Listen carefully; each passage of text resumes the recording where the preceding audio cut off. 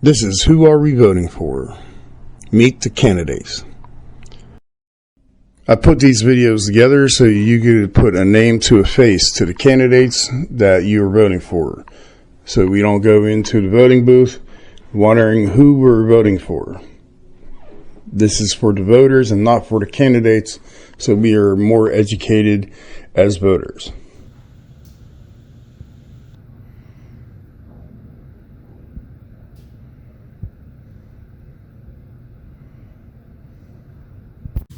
My name is Joanna Doven. I'm a mom of 3 young kids. I'm a small business owner, and I'm somebody who has lived in Allegheny County my entire life. I grew up in Jefferson Hills. We moved there from Baltzuver when I was real young, and I grew up actually right close to the U.S. Steel Clairton plant. And so I remember being young and smelling the air and knowing it didn't quite feel right. But I always loved to be outside. I grew up a very playful child, went to Pitt, and then I went to Carnegie Mellon where I graduated with a master's in public policy and management.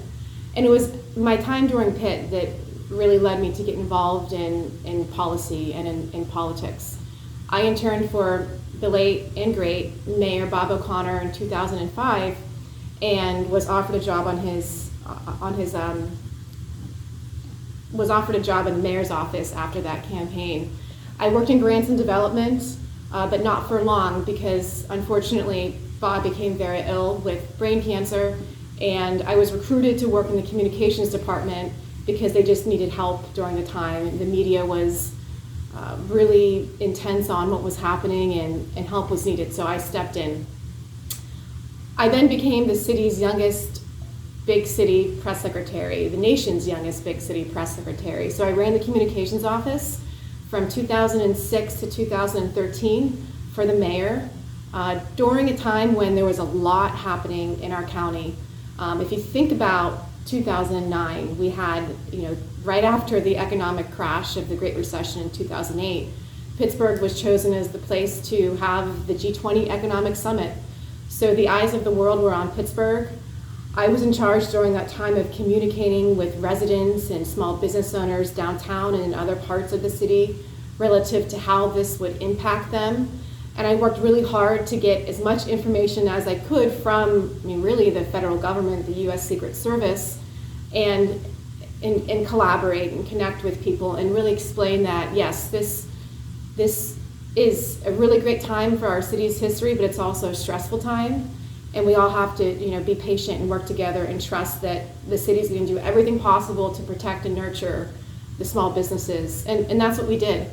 That G20 summit was the most successful of any summit. And how do you determine that? Well, what was happening? Was there property damage? There was $50,000 of property damage compared to other summits in other cities where it was in the millions. So we kept our small businesses safe, our residents safe, and we were able to spotlight Pittsburgh as an economic beacon. Worked for the mayor for, again, about 7 years, and I decided that I wanted to take everything that I learned, which was really all about collaboration and communications and how you get noticed. It's not just about getting media stories or doing social media, but it's about partnerships and collaborations. So I started my own company. I was a young mom. I had 2 young kids, and I knew it was time to leave really the intensity of the mayor's office. But I didn't know what I was going to do. I had a great degree from Carnegie Mellon, and I had some job offers, talk radio for KDKA, which I did dabble in, other corporate job offers. But I wanted to be able to have a flexible schedule so that I could, make sure I could take my kids to doctor's appointments and not miss out on raising them. So I started my own business, and at the time it was a risky thing to do, but I did it, and I was successful. So I've had the company for about 10 years. We're a woman-owned business. We employ mostly moms. And I codified the 4-day work week for moms and for dads if they choose to work here, because it's really hard to do it all.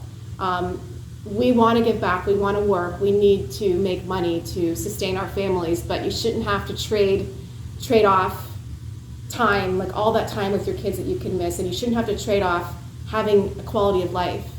So I'm a really pragmatic person. I know what it's like to be a mom, to be a parent, and have to provide for your family, especially during the pandemic. Kids were not in school, they were at home, and we all had to figure out how to make it work.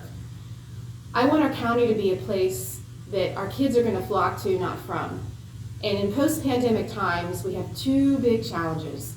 We have the first challenge is that a lot of people, especially young people, they can work remotely from anywhere. And so they're going to choose to live in places where there's high quality of life, good air quality, great parks. And we have some of those assets here. We're working on our air quality and we have to keep focusing on that. But we have to make sure we have leaders in local government that are focusing on quality of life issues, like downtown safety. If the center of our region doesn't feel good, and doesn't have the right energy, and if people don't feel safe going to cultural district shows or going downtown for an appointment, then what does that say about our quality of life in the county? And so I'm running because I want to restore common sense policies to local government. I want to be able to talk about public safety and not be criticized. And if I get criticized, fine. I want to be able to talk about mental health. Mental health is becoming the #1 comorbidity in the whole world, and especially in Allegheny County. There's a reason why we have a lot of unhoused people downtown. There's a reason why we have record substance use disorder. There's a reason why we have all of this gun violence. And it's because when it comes to the root, too many people are struggling with mental health disorders and they're not sure where to get help. The county's Health and Human Service Department is the entity in our county that helps people. So we have to make sure that we're focusing on that department, equipping it with the funding and the staff, and coordinating strategic partnerships with our corporate community and with our foundation community to grow the mental health services in our county. I think, if anything, we all relate to that, and that's the root of the quality of life struggles here. I think it all comes down to what is your work ethic and do you have a proven track record. I'm a very hard worker. I grew up, my grandfather worked in the steel mills and then he was a bricklayer, and my mom was a single mom working 2 jobs just to make ends meet. I know what it takes to work hard. I've been able to successfully lead a communications office for 9 years in city government, transfer those skills and become a first-generation small business owner, also a first-generation woman who received a master's degree from Carnegie Mellon, which I paid for myself. I did it all myself. So I have the work ethic, and I think that's most important. And second, it's passion. You have to, this is basically a volunteer job. County council pays very little, and so I'll be giving up time, and because I'm passionate. I want desperately my kids to want to stay in Pittsburgh.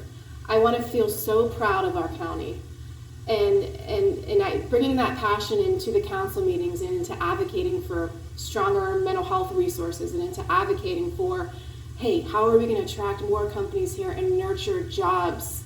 I'm going to go in every day fighting for that and really fighting for working families, fighting for jobs. And the third thing I'll say is you have to be able to collaborate and be reasonable in local politics. County council, you have a voice when you're a county council person, but ultimately the county executive is the authority that's running the departments, that's running the authorities, and it's a $3 billion budget. So you have to be able to collaborate. Throughout my life, in my small business and in city government, I'm known as somebody that gets along with everyone, all walks of life, along both sides of the aisle. So no matter who the county executive is, we're going to work together to accomplish really important things for working families, mental health and jobs. I can think of 2 things that have happened in my life that really have shaped the person I am and helped me to acknowledge how important public service is and how important our county services are. When I was 5 years old, I got a call from my father, Thank you for watching this video, Pittsburgh Events. To watch this video again or any other video from Pittsburgh Events, you can go to the YouTube channel as 18 Ricco. It's youtube.com/18RICCO. Again, thank you for watching, and you can check out this video and any other video from Pittsburgh Events and many other videos that didn't make it on TV. My parents were divorced, and he was in rehab for crack cocaine. And my father was a drug addict. I didn't know what to make of that as a 5-year-old kid. I didn't know what caused it. I didn't know what I could do. All I knew was that I felt shame and embarrassment, and I never talked about it. In fact, it was only very recently where I've been openly talking about my experience with addiction, which didn't stop with my father. My brother, at a very young age, became addicted to heroin, and I watched my mom remortgage our house twice to get him through rehab. I saw the system fail my brother and my father, because substance use disorder, which is rampant, and it's an epidemic, especially post-COVID, it really comes down to mental health. 90% of people who have substance use disorder also have a coexisting mental health disorder. Yet, the rehab facilities in our county, they do not treat mental health alongside addiction. It's very important that we talk about these things. They're uncomfortable, very uncomfortable, but we have to make sure that when the county is funding rehabs, because the county really is funneling a lot of money to these agencies, that we're setting the standard in government. We're saying, if you want funding, you have to invest in these best practices. It's not just about getting somebody clean. It's about getting to the root, the underlying issue. Mental health is so important. The second thing that shaped me is my youngest child was born 29 weeks premature. She actually was under 2 pounds, and as a mom who needed intense maternal and infant care, found myself at my most vulnerable moment. I realized how important our county services were when, for a year and a half, we were getting free occupational therapy and physical therapy services in our home. And that was all paid for by the county. I was not able to work much during that time. My whole focus was on ensuring that my daughter would make it out okay. And thankfully she has, and she's doing great. But thank God for those services. The most vulnerable people in our society are reliant on our county services, our public transportation, our caregivers for seniors, and people who, quite frankly, are incarcerated. I know a lot has been talked about in the jail, and we need to make sure that, anytime somebody is in our care, whether it's in the jail or in a rehab facility, that they're not stigmatized, that they're getting the best care possible. And to add on to that, there's a crisis happening where we need caregivers, we need social service workers, we need mental health counselors. We have to have a call for people to step up and be a part of the change. I've talked to people in the disabled community who can't find night nurses, can't find day nurses. And if that fabric of our health and human services, continuum is breaking or not there, we have to talk about it. Do I have the solutions today? No. But what I will do is get to the root of what the real problems are, and then collaborate and work with people to solve them. I will work tirelessly to make sure that I'm fighting for working families every day. We have to talk more about quality of life issues, mental health counseling for anyone who needs it, and how we're going to nurture our economy to attract businesses to come downtown, to come everywhere and stay here. We have some problems in our county. People are still leaving our county at way too high of a rate. I want to re-attract companies. I want to focus on jobs. I want to focus on mental health. And I'm going to work really, really hard. The second thing is, it's so important to restore civility to local government. I say this all the time, but I know our children are watching. We have to be respectful to each other. My opponent has done some things on the record, on council, that I'm not even going to repeat here, but many people probably know it, but essentially castigating and talking down to public servants who may not be perfect, but they're public servants, and we all have to respect each other. So I'm going to work hard. I'm going to restore civility. And lastly, there's a lot on the line here that many people don't realize. The county council at large seat advocates for the whole county, but it is also one seat on the county's board of electors, and there's 3 people on the board of electors. It's the 2 at-large seats in the county executive. And in 2020, my opponent sided with the insurrectionists and chose not to certify the elections. Thank you for watching this video of Pittsburgh Events. To watch this video again or any other video from Pittsburgh Events, you can go to the YouTube channel as 18 Ricco. It's youtube.com/18RICCO. Again, thank you for watching, and you can check out this video and any other video from Pittsburgh Events and many other videos that didn't make it on TV. She was the only local Democrat that me and my team can find throughout the state and other states where election results were challenged to not certify the results. Now, why this matters is in 2024, we know that the same thing is going to be happening. The Trumpers are going to come at us, and because we're in a very important state in the Electoral College, and we're the 2nd largest county in the state, there's going to be petitions to not certify. I will certify the 2024 election results, and I will protect election integrity. I think that's very important. People who know me know that I'm pragmatic, I'm transparent, I tell it like it is, and I'm respectful. And we need that right now in local government more than ever. I will talk about the issues on county council that matter most to everyone. Those issues are going to be ensuring our streets are safe.